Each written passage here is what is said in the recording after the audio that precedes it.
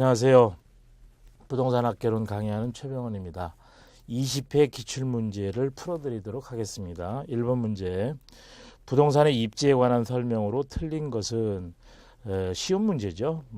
4번 지문이 틀렸는데 잡화점, 세탁소 등과 같은 업종은 가구점, 공구상 등과 같은 업종에 비해서 한 곳에 모여있는 경향이 있다.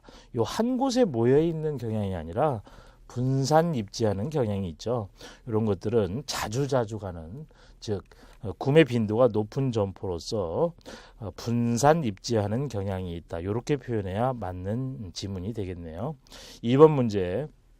다음 중 가로 안이 올바르게 묶인 것은 다만 중간점에다 동그라미 치셔야 돼요.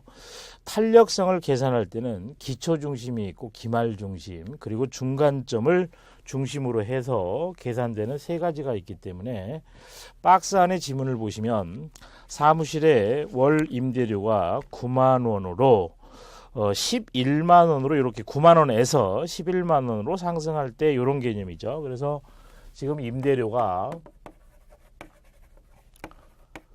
9만 원에서 11만 원으로 상승을 한다. 그러면 임대료 가격이 상승하면 수요량은 증가해요, 감소해요?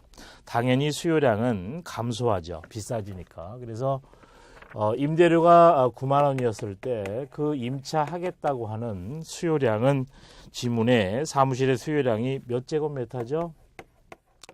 108제곱미터에서 임대료가 11만 원으로 상승을 하니까 몇 제곱미터로 감소했어요? 92제곱미터로 감소했다. 이렇게 되는 거죠. 그렇게 되면 우리가 탄력성을 공식으로 한번 정리를 하면 수요의 무슨 탄력성이요? 임대료 탄력성. 그러면 기준이 뭐가 돼요? 밑에가 임대료의 변화율이죠. 임대료의 변화율에 대한, 위에는 뭐예요? 수요량의 변화율. 그런데 요 임대료 탄력성을 계산을 할 때 뭘 기준으로 계산을 하라? 중간점을 기준으로. 그러면 요걸 기초라 그러면 기초. 처음. 요걸 기말.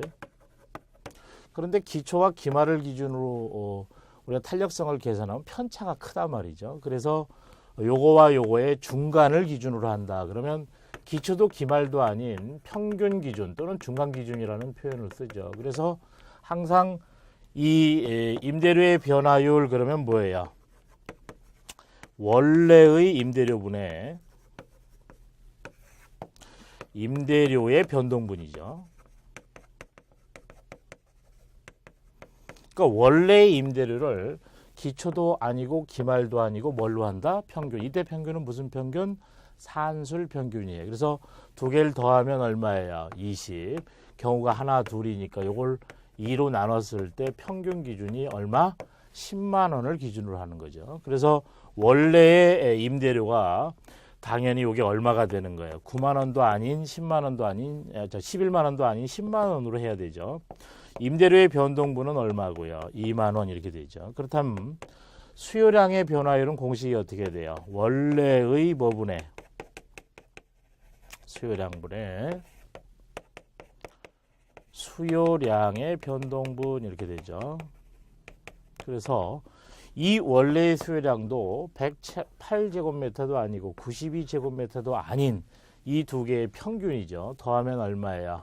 200제곱미터하고 2로 나누면 평균 몇 제곱미터? 100제곱미터가 되는 거죠. 그래서 원래의 수요량도 요게 100분의 뭐가 되는 거예요? 수요량의 변동분은 여기에서 요거를 빼든 여기에서 이걸 빼든 절대값이니까 상관없죠. 그래서 16제곱미터가 되는 거죠. 16. 그래서 많은 약분되고 요거 안에 거 곱해서 내리고 밖에 거 곱해서 올리면 200분의 얼마가 되니까 160. 그래서 탄력성 값은 얼마가 되죠? 0.8. 1보다 작으면 탄력이에요? 비탄력이에요? 비탄력이죠. 그래서 우리 지문상에 3번이 정답이 되겠네요. 탄력성 값은 0.8. 그리고 B에 들어갈 수요의 탄력성은 비탄력적이다. 이렇게 정리하시면 되겠네요. 3번 문제 보십시다. 부동산의 수요 공급에 관한 설명으로 틀린 것은 다만 다른 조건은 일정한 것으로 가정한다. 2번 지문을 보시면 부동산 수요 및 공급은 일정 기간 동안 거래하고자 모든 경제 변수는 일정 기간 동안에 파악하는 개념이 있고 일정 시점 단위로 파악하는 개념이 있는데 어느 가격 수준이 주어졌을 때 소비자가 일정 기간 동안에 사고자 하는 양을 우리가 보통 수요, 팔고자 하는 양을 이제 공급 이렇게 정리를 했을 때 부동산 수요 공급량을 나타내는 것은 스톡 개념이 아니라 뭐예요? 플로우 개념이죠. 그래서 여러분이 정리해 두셔야 될 이 수요 공급에서 꼭 두 가지 개념이 출제가 자주 돼요. 모든 경제 상황은 그대로 있습니까? 변합니까? 변하죠. 그 변하는 것을 숫자로 표현할 때 가장 많이 쓰이는 게 지금 우리 문제에 나와 있는 유량 개념과 무슨 개념? 저량 개념 이렇게 되는 거죠. 항상 어디서부터 어디까지 일정 기간 단위로 파악되는 개념이 있는가 하면 어느 시점에서 인구 그러면은 저량 개념이죠. 몇 월, 며칠 현재 인구가 몇 명인가. 그런데 인구의 증가 그러면 어디서부터 어디까지라는 기간을 줘야지만이 인구의 증가나 감소를 파악할 수가 있죠. 그래서 스톡이 아니라 이 영어로는 이걸 뭐라 그래요? 플로우. 스톡은 이제 저량 개념이죠. 그래서 요 지문이 이제 틀렸고 또 하나 다른 문제에서 우리가 출제가 잘 되는 부분이 경제 변수 중에서 하나가 참고적으로 말씀드리면 독립 변수와 종속 변수예요. 모든 경제 상황에 대해서 영향을 주는 변수를 뭐라고 한다? 독립 변수. 영향을 받는 변수를 뭐라 그래요? 종속 변수. 대표적으로 영향을 주는 게 우리 수요 공급을 공부할 때 가격이죠. 가격이 상승하면 수요량 공급량이 이제 반대로 움직이죠. 가격이 상승하면 수요량은 감소하고 가격이 상승하면 공급량은 증가하죠. 다른 요인이 불변일 때. 그래서 가격은 뭐와 뭐에 영향을 줘요? 수요량, 공급량. 가격은 뭐가 되죠? 독립 변수. 수요량, 공급량은 뭐가 되고요? 종속 변수가 된다. 이렇게 정리해 두시면 되겠네요. 자, 문제 4번을 보시죠. 아주 빈출이 자주 되고 실제 문제의 난이도도 높은 문제예요. 부동산에 대한 수요와 공급의 가격 탄력성에 관한 설명으로 틀린 것은 다른 조건은 일정한 것으로 가정한다. 자, 2번 지문 보시면 수요의 가격 탄력성은 가격이 변할 때 수요량이 얼마만큼 변하는지를 나타내는 정성적 지표다. 요게 틀렸죠. 정성적 지표가 아니라 정량적 지표예요. 아까 제가 경제 변수에서 유량과 저량 개념, 독립 변수와 종속 변수, 그리고 세 번째로 바로 정량적 개념과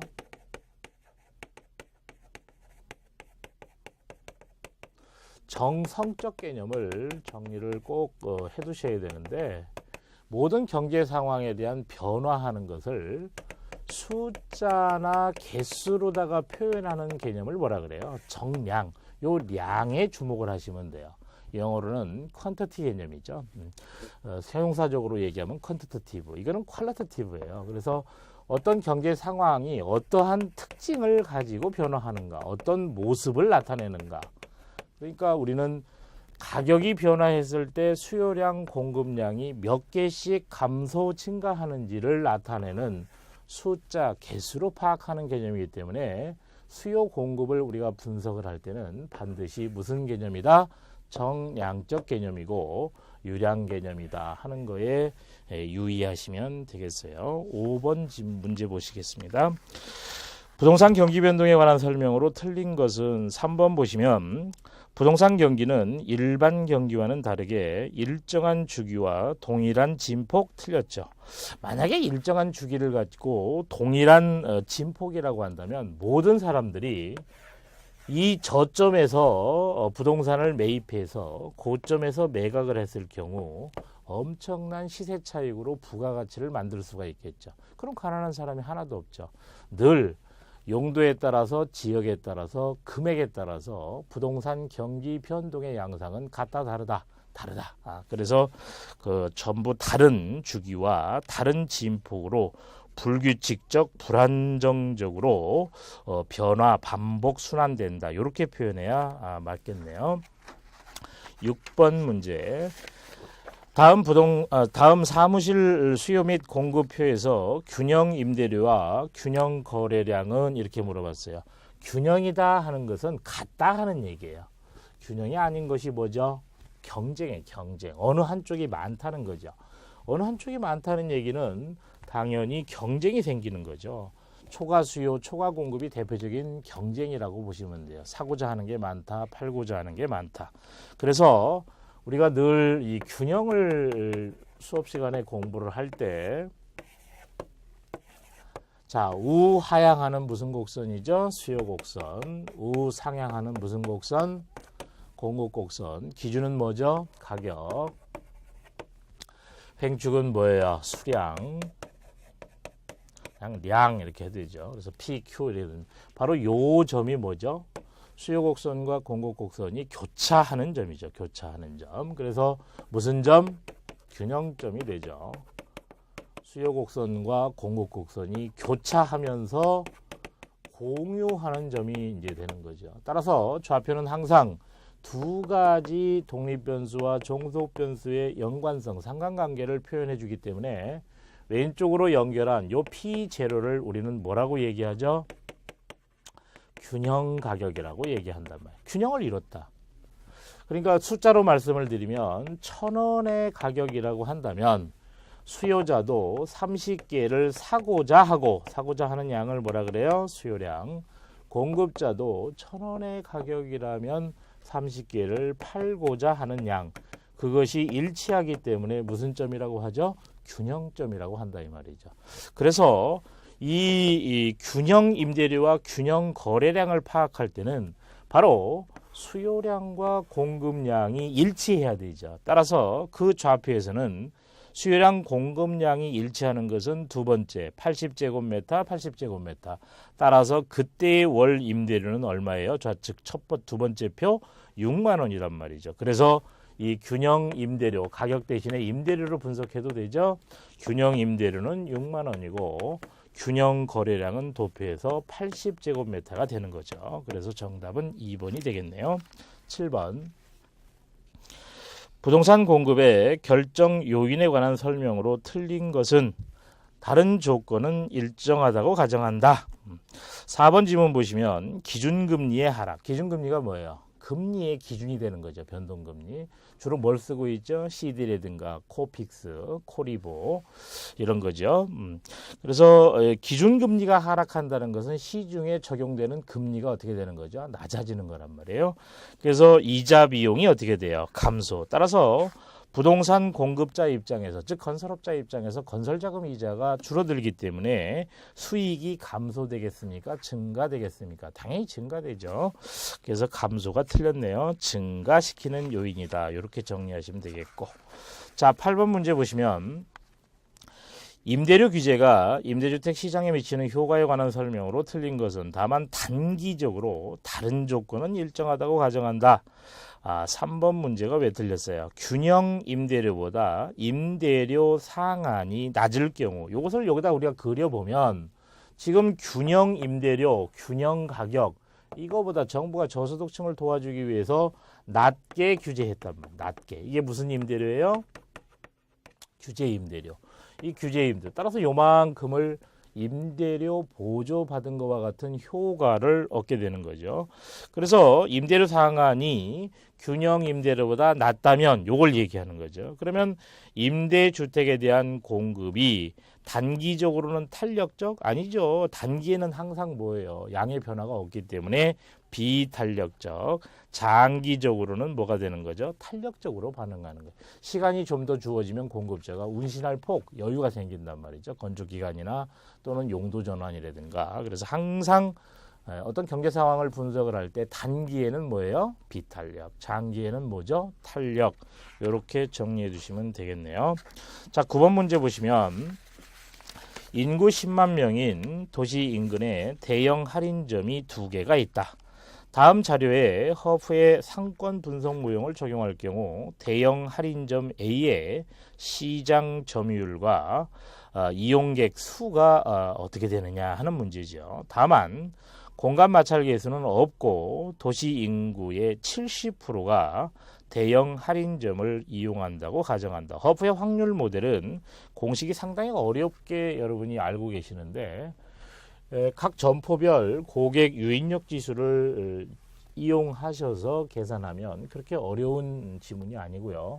계산 문제가 점점 많이 출제되고 있는데 기출문제에서 약 40문제 중에서 8개 정도가 출제되고 있는데 이걸 그림으로 좀 그리는 그런 습관을 들이시는 게 좋아요.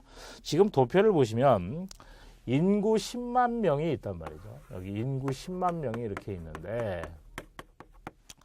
지금 대형 할인점이 2개가 있어요. 인구 10만 명의 도시가 있는데 거기에 지금 대형 할인점 A가 있고 B가 있단 말이죠. 그런데 A는 이 거주지로부터 1km가 지금 떨어져 있는 지역에 그 표에 보시면 매장 면적, 대형 할인점 매장 면적은 5,000제곱미터예요. 그런데 지금 도시 B는 이 거주지로부터 몇 킬로미터 떨어진 지점에 2km 떨어진 지점에 매장 면적 2만 제곱미터의 면적으로 가지고 있는데 이 인구의 몇 퍼센트가 바로 A 점포 또는 B 점포를 이제 이용할 거냐. 문제는 언제든지 이렇게 나올 수도 있고 이렇게 나올 수도 있겠죠. 근데 지문에서는 지금 요 A 점포의 시장 점유율은 어떻게 되고 마켓시어죠. 당연히 시장 점유율이 나오면 이 고객 중에서 몇 명이 이용을 하겠느냐. 어디 양판점을? A 양판점을. 그래서 이용객 수를 갖다가 계산을 하라 하는 얘기예요. 그러면 이제 당황을 하지 마시고 여러분들이 항상 생각하셔야 될 게 먼저 점포별 뭐를 구하라고요? 유인력 지수. 각 점포별 유인력 지수는 우리가 알다시피 매장 면적이 클수록 유인력은 커지죠. 왜? 자기가 선택할 뭐예요? 상품들이 많으니까. 그래서 면적은 항상 위로 가죠. 이거와 이거는 비례하니까. 그런데 사람들이 멀면 쇼핑하러 안 가죠. 그래서 거리에 마찰 계수 승에 반비례한다 그랬어요. 근데 그 마찰 계수수는 없다. 또는 공간 마찰 계수, 거리 마찰 계수죠. 그러니까 이거는 없다 그러면 1로 보시면 돼요. 마찰 계수가 없으니까. 그래서 통상적으로는 이제 요거의 제곱에 반비례한다. 우리가 이제 지금 공간 마찰 계수는 없다 하더라도 우리가 통상적으로는 제곱으로 이제 이 신경을 마찰이 없다는 얘기는 허프의 확률 모델하고 똑같기 때문에 거리의 제곱에 반비례한다라고 이해하시면 돼요. 마찰 계수가 없으니까. 그래서 왜 허프의 점포별 유인력이나 이 레일리의 소매인력 법칙이나 원리가 똑같기 때문에 따라서 A 점포의 유인력 지수와 B 점포의 유인력 지수를 각각 계산해 보면 지금 A 점포, A 대형 할인점, 줄여서 제가 점포라고 설명을 드리겠어요. A 점포는 도시 10만의 도시로부터 1km 떨어져 있으니까 거리의 제곱, 공간 마찰 계수는 없으니까 2로 보시면 되는 거예요. 그래서 1의 제곱에 반비례하고 매장 면적에 어떻게 되죠? 비례하죠. 그리고 B 점포는 그래서 유인적 지수는 얼마가 돼요? 5,000이 되죠. 그런데 B는 거리가 얼마? 2km죠. 2의 제곱에 반비례하고 매장 면적 얼마에 비례해요? 2만에 비례하니까 역시 뭐예요? 5,000 이렇게 되는 거죠. 2만을 4로 나누니까. 따라서 각각 이 시장 점유율은 똑같다 이 말이죠. 5,000 대 5,000이니까 50% 대 50%. 시장 점유율은 50%가 되는 거죠. 똑같으니까. A 대 B가 이런 뭐 이렇게 하셔도 되고 5,000 대 5,000이다 그러면 항상 이걸 합한 뭐예요? 10을 기준으로 10분의 5, 10분의 5니까 2분의 1, 2분의 1, 50%, 50%죠. 이거는 뭐 계산 안 해도 될 것이고. 이용객 수는 지금 전체 인구가 얼마죠? 10만이에요. 10만인데 그 가로 안에 도시 인구의 70%가 대형 할인점을 어떻게 한다? 이용한다. 그러니까 이 10만 명이 전부 대형 할인점을 이용하는 게 아니고 재래시장 가는 사람도 있고 백화점 가는 사람도 있어요, 없어요? 있죠. 그러니까 여기에 몇 프로가 70%만 어디에 쇼핑하러 간다? 대형 할인점. 그런데 A점포가 점유하고 있는 마켓시어, 시장 점유율은 몇 프로니까? 50%니까 여기다가 다시 0.5를 곱해줘야 되죠. 따라서 10만 명 중에서 최종적으로 A 대형 양판점에 이용을 하는 고객 수는 0.35니까 3만 5천 명으로 여러분이 이해하시면 되겠네요. 그래서 정답은 1번이 되겠습니다. 자, 10번 문제 보시겠습니다. 지대론에 관한 설명으로 틀린 것은 그랬어요. 2번 여러 가지 차액지대나 입찰지대, 틴넨의 농업지대 등등이 많이 있죠. 2번 지문을 보시면 절대지대설 누가 얘기한 거예요? 존 스튜어트 밀이나 칼 마르크스가 얘기한 거죠. 토지 소유자는 최열등지에 대해서 지대를 요구할 수 없다? 아니죠. 지대를 요구할 수 있죠. 절대지대라는 개념이 뭐냐면 땅을 가지고 있으면 지주가 요구하면 무조건적으로 지대를 요구하면 당연히 임차자는 땅의 사용의 대가를 줘야 된다는 무조건적으로 발생한다. 그래서 무슨 지대? 절대지대죠. 자, 11번 문제. 도시 공간 구조 이론에 관한 설명으로 틀린 것은 1번이 틀렸죠. 호이트의 선형 이론, 이 선자가 무슨 선자예요? 부채 선자죠. 형태는 꼴이죠, 모양. 그래서 부채꼴 모양으로 도시 내부 구조가 발전한다 하는 이론인데 주택 지불 능력이 낮을수록, 이 얘기는 무슨 얘기죠? 저소득층일수록 고용 기회가 많은 도심 지역과 접근성이 양호한 지역의 주거 입지를 선정하는 경향이 있다 하는 것은 호이트가 주장한 게 아니고 이것은 버제스의 동심원 이론이에요. 호이트는 어느 도시든지 간에 고소득층 주거지역과 저소득층 주거지역이 서로 분리돼서 고소득층은 교통이 편리한 곳에 주거 입지하고 저소득층은 항상 불편한 곳에 입지하게 되는, 그렇게 주장한 게 바로 호이트의 선형 이론이죠. 버제스의 동심원 이론을 좀 더 비판해서 발전시킨 이론이라고 보시면 되겠네요. 12번 서민의 주거 안정을 위한 주거복지 정책에 관한 설명으로 틀린 것은 다만 다른 조건은 일정하다고 가정한다. 1번 정부가 임대료 상승을 통제하면 이거 이상 받지 말아라. 대표적인 게 아까 전 문제 앞에 문제에서 나왔듯이 임대료 규제 같은 거죠. 또 공공임대주택 건설 정책, 주택 바우처에 대한 바우처 제도 뭐 이런 것들. 다만 그 임대료 상승을 정부가 통제했단 말이죠. 그러면 단기적으로 임차인의 주거 이전이 촉진되는 게 아니라 제한되죠. 왜냐하면 임대료 규제하는 곳은 대부분 불편한 곳이에요. 편리한 곳은 다른 방법으로 관리비를 더 받는다든지 해서 임대료 규제가 현실적으로 통제가 잘 안 되는 거죠. 그래서 임대료 상승을 규제하면 단기에는 임차인의 주거 이동이 어떻게 된다? 제한된다. 이렇게 보시면 되겠네요. 13번 현재 우리나라에서 시행하고 있는 부동산 시장에 대한 정부의 개입 수단이 아닌 것은 그랬어요. 시장이 제 기능을 작동하지 못하면 항상 정부는 시장에 직접 또는 간접 또는 이용 규제의 수단을 가지고 시장에 개입하게 되죠. 1번 국민 임대주택의 건설, 당연히 직접 건설하는 거 직접 개입이죠. 토지를 갖다가 나중에 비쌀 때 학교 부지라든가 공원 부지로 사용하기 위해서 비축하는 제도.